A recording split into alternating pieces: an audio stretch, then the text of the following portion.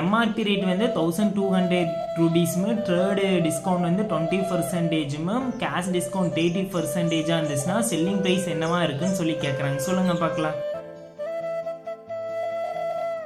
Selling price என்னவா இருக்குன்னா 672 ரூபீஸாக இருக்குது. என்ன ரீசன்? நீங்கள் ஃபஸ்ட்டு டிஸ்கவுண்ட் எடுத்துங்க, தேர்டு டிஸ்கவுண்ட் எவ்வளோ 20% எப்படி எழுதலாம்? 1 எழுதலாமா? அடுத்தது கேஷ் டிஸ்கவுண்ட் எடுத்துக்கங்க, 30% எப்படி எழுதலாம்? 3/10 எழுதலாமா? நம்ம கிட்ட என்ன கேட்டுக்கிறாங்க? செல்லிங் ப்ரைஸ் தானே கேட்டுருக்கு. Selling price equal to MRP rate எவ்வளோ? 1200 ரூபீஸ் போட்டுக்கோங்க. 1200 ரூபீஸ் இன்ட்டு அடுத்த தேர்ட் டிஸ்கவுண்ட் எடுத்துக்கோங்க. அது என்ன வந்திருக்குது? 1/5 வந்துருக்குதா? 5 வந்து கீழே போட்டுங்க. 5 மேலே வந்து என்ன பண்ணுறீங்கன்னா அந்த 5லேருந்து அந்த 1 மைனஸ் பண்ணிங்கன்னா என்ன வருது? 4 வருதா? 4 போட்டுங்க. 4/5. அதே போல் கேஷ் டிஸ்கவுண்ட்லேயும் அப்படி பண்ணுங்க. இன்ட்டு கீழே இருக்கிறது என்ன? 10 போட்டுக்குங்க. 10 மேலே என்ன பண்ணீங்க? 10லேருந்து அந்த 3 மைனஸ் பண்ணுங்க. 3 மைனஸ் பண்ண என்ன வருது? 7 வருது.